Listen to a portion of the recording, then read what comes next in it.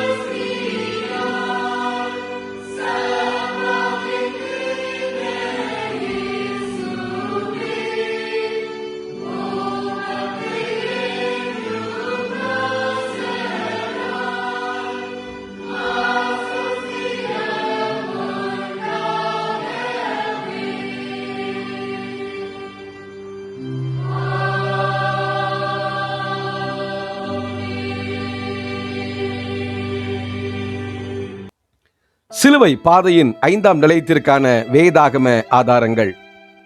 சிரேனே ஒரு சீமோன் இயேசுவுக்கு உதவி செய்யும் நிகழ்வு மத்தேயு, மார்க்கு, லூக்கா ஆகிய 3 நற்செய்தி நூல்களிலும் இடம்பெற்றுள்ளது. அப்பொழுது வயல்வெளியிலிருந்து வந்து கொண்டிருந்த சிரேனே ஊரை சேர்ந்த சீமோன் என்பவர் அவ்வழியே சென்றார். அவர் அலெக்சாந்தர், ரூபு ஆகியோரின் தந்தை.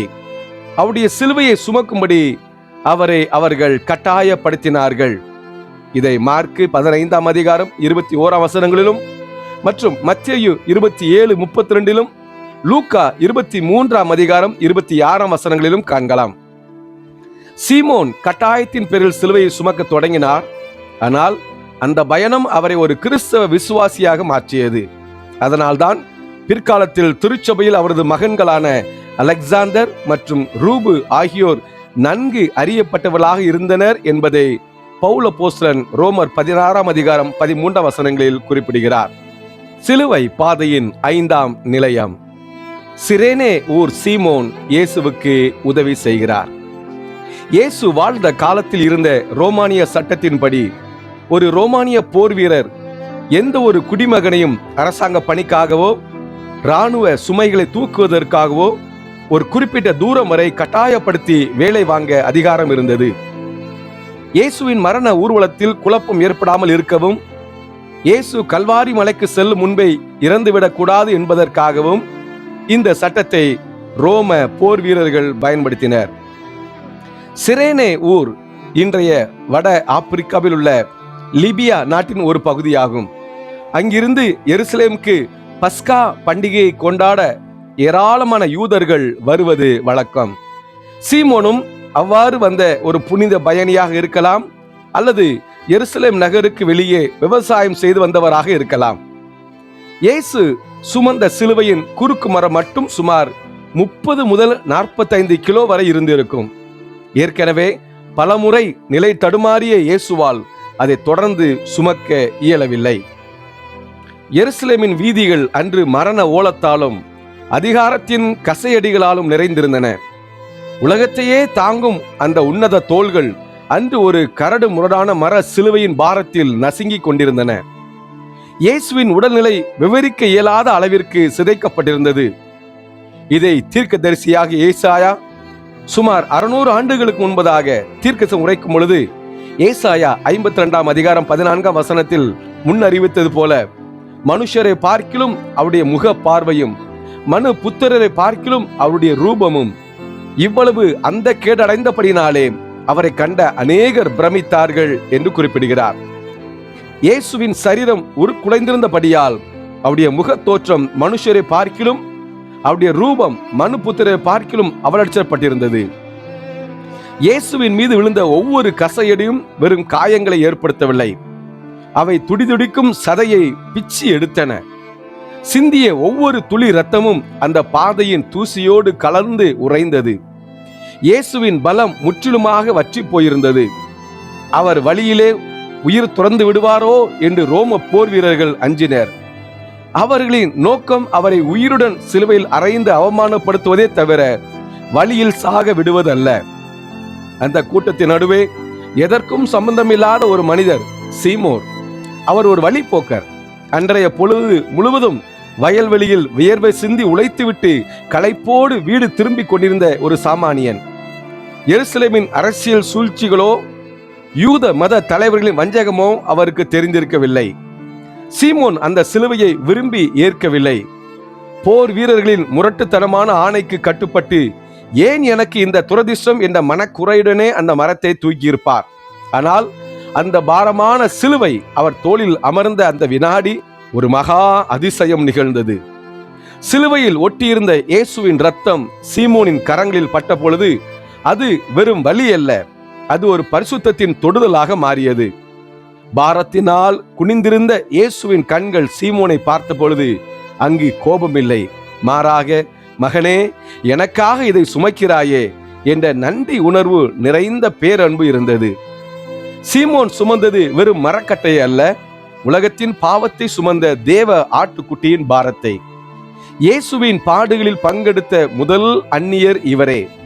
கட்டாயத்தினால் சிலுவையை தூக்கிய அந்த மனிதர் அதன் பிறகு கிறிஸ்துவை பின்தொடரும் சீஷனாக மாறினார். இந்த காலத்தின் சிலுவை, விளிம்பு நிலை மக்களின் வலியும் விடுதலையும். எருசலேமின் தெருக்களில் அன்று ஒரு அந்நியனாக நுழைந்த சீமோன் இன்று நம் இந்திய வீதிகளில் வியர்வை சிந்தி பாரம் சுமக்கும் கோடிக்கணக்கான தலித்துகளாகவும் பழங்குடியினராகவும் ஆதிவாசிகளாகவும் உருமாறி நிற்கின்றார்கள். அன்று இயேசுவின் சிலுவையை சுமக்க ஒரு சீமோன் கிடைத்தார். ஆனால் இன்று சமூகத்தின் ஒட்டுமொத்த பாரத்தையும் சுமக்கும் இந்த நவீன சீமோன்களுக்கு தோள் கொடுக்க போவது யார்? சிரேனே ஊரனாகிய சீமோன் ஒரு சாதாரண உழைப்பாளி. வயல்வெளியில் வேலை முடித்து திரும்பிய அந்த மனிதர் மீது அதிகாரம் பலவந்தமாக சிலுவையை ஏற்றியது. இன்று நம் தேசத்தின் முதுகெலும்பாக விளங்கும் விளிம்பு நிலை மக்களின் நிலையும் இதுவே. தங்கள் உயிரை பணயம் வைத்து சாக்கடையை அள்ளுவதிலிருந்து குனிந்த முதுகு நிமிராமல் வயல்வெளிகளில் பாடுபடுவது வரை இந்தியாவின் சக்கரத்தை சுழற்றுவது இவர்களின் கரங்கள்தான். இவர்கள் செதுக்கிய சிலைகள் கருவறைக்குள் அமர்கின்றன. ஆனால் இவர்களோ இன்னும் தெரு முனைகளிலே நிறுத்தப்படுகின்றார்கள். இந்தியாவின் ஒவ்வொரு செங்கலிலும் இவர்களின் விரல் ரேகைகள் உண்டு. ஆனால் வரலாறு இவர்களை அந்நியர்களாக சித்தரிக்கிறது. தாகத்திற்கு தண்ணீர் கேட்டால் தண்டனை, கல்வி கேட்டால் தள்ளி வைப்பு. இது ஏதோ கற்கால கதை அல்ல. இன்றைய டிஜிட்டல் இந்தியாவின் சில கிராமங்களில் நிழலாடும் நிஜம். உன் சகோதரனுடைய ரத்தம் பூமியிலிருந்து என்னை நோக்கி கூப்பிடுகிறது என்று ஆதியாகமம் 4ஆம் அதிகாரம் 10ஆம் வசனத்தில் குறிப்பிடப்பட்டுள்ள வேதாகம வரிகள் இன்று அநீதியால் கொல்லப்படும் ஒவ்வொரு விளிம்பு நிலை மக்களின் உயிருக்கும் பொருந்தும். தலித் மக்கள் சுமக்கும் சிலுவை மரத்தினால் ஆனதல்ல, அது சாதி எனும் துருப்பிடித்த ஆணிகளால் ஆனது.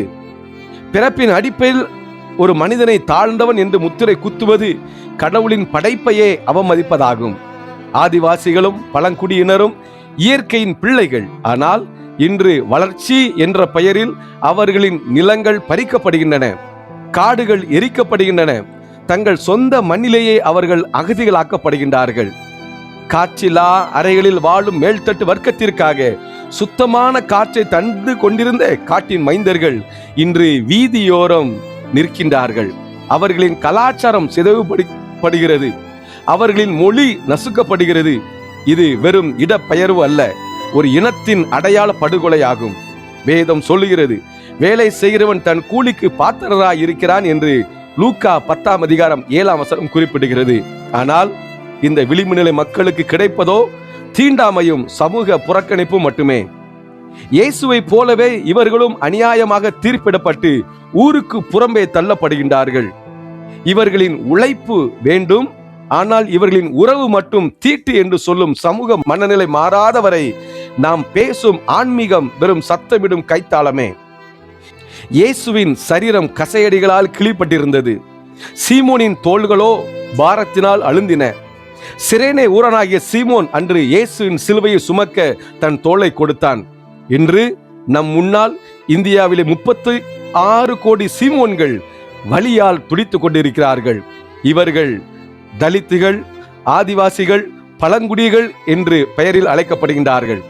இவர்களுக்கு கல்வி மறுக்கப்பட்டும் சுகாதாரம் எட்டாக்கனியும் வேலை வாய்ப்பில் வஞ்சிக்கப்பட்டும் வாழும் நம் சகோதர சகோதரின் வாழ்க்கை ஒரு நீண்ட துக்க பிரசங்கமாகும். இவர்களின் பிள்ளைகளின் கரங்களில் பேனாக்கள் கிடைப்பதை தடுக்கும் சுவர்களை நாம் இடிக்க வேண்டும். அவர்களை சகோதரர்களாக சகோதரிகளாக அரவணைப்பதே உண்மையான ஆவிக்குரிய வாழ்க்கையாகும். வருத்தப்பட்டு பாரம் சுமக்கிறவர்களே, நீங்கள் எல்லாரும் இடத்திலே வாருங்கள், நான் உங்களுக்கு இளைப்பாறுதல் தருவேன் என்று மத்தேயு 11ஆம் அதிகாரம் 28 குறிப்பிட்டபடி இயேசுவின் அழைப்பை செயல்படுத்த வேண்டிய பொறுப்பு திருச்சபையிடமும் இந்திய சமூகத்திடமும் உள்ளது. நசுக்கப்பட்டவர்களின் தோள்களில் ஏற்றி வைக்கப்பட்டிருக்கும் சாதிய சிலுவைகளை நாம் இறக்கி வைக்காதவரை நாம் சுமக்கும் கழுத்து சிலுவைகளுக்கு அர்த்தமில்லை. இவர்களை அந்நியர்களாக அல்ல, நம் இரத்தமும் சதையுமான சகோதரர்களாக சகோதரிகளாக அங்கீகரிப்பதே நாம் இயேசுவின் சிலுவையை தாங்குவதற்கு சமம். சீசத்துவத்துக்கான அழைப்பு. இந்தியாவின் சுதந்திரம் என்பது வெறும் செங்கோட்டையில் கொடியேற்றுவது அல்ல. சேரி கொட்டைகளிலும் காட்டு பகுதிகளிலும் வாழும் கடைசி மனிதனின் கண்ணீர் துடைக்கப்படும் போதுதான் அது முழுமை அடையும். யாரோ சுமக்கட்டும் என்று ஒதுங்கி போவது கிறிஸ்துவம் அல்ல. எங்கே ஒரு மனிதர் ஒடுக்கப்படுகின்றாரோ, எங்கே ஒரு மனிதர் அவமானப்படுத்தப்படுகின்றாரோ, அங்கே அவர்களோடு சேர்ந்து சிலுவை சுமப்பதே உண்மையான மனிதநேயமாகும். ஆமோஸ் 5:24 குறிப்பிடுவது போல, நீதி தண்ணீரை போலவும் நேர்மை வற்றாத நீருடைய போலவும் புரண்டு வரட்டும். சீமோன் ஒரு தற்செயலான உதவியாளர் அல்ல, அவர் ஒரு தேவைப்பட்ட மனிதர். கிறிஸ்துவை பின்பற்றவர்கள் வெறும் பார்வையாளர்களாக இருக்க முடியாது. ஒருவருடைய சாதியோ இனமோ நிறமோ அவரை தாழ்ந்தவராக ஆக்கிவிடாது. ஏனெனில் தேவன் பட்சபாதம் உள்ளவர் அல்ல என்று அப்போஸ்தலர் 10:34 குறிப்பிடுகிறது. உன்னிடத்தில் அன்பு கூறுவது போல பிறனிடத்திலும் அன்பு கூறுவாயாக என்கிற கட்டளை சாதிய சுவர்களை தகர்க்கும் ஆயுதம். ஒருவரது பிரச்சனையில் தலையிடாமல் ஒதுங்கி செல்வது மத சார்பற்ற பண்பாக இருக்கலாம். ஆனால் கிறிஸ்துவின் பண்பு என்பது பிறர் சுமையை தன் தோளில் ஏற்பதுதான். விளம்பரங்களை தேடாமல், அதிகாரத்தின் முன் மண்டியிடாமல், ஒடுக்கப்பட்டவர்களுக்கு தோள் கொடுக்கும் ஒவ்வொரு எளிய மனிதருமே இன்றைய சீமோன்கள். சீமோன் சுமந்த அந்த சிலுவை மரணம் நோக்கியது அல்ல, அது உயிர்த்தெழுதல் நோக்கிய புனித பயணம். நாமும் இன்று ஒடுக்கப்பட்ட மக்களின் பக்கம் நின்று அவர்களின் பாரத்தை பகிர்ந்து கொள்வோம்.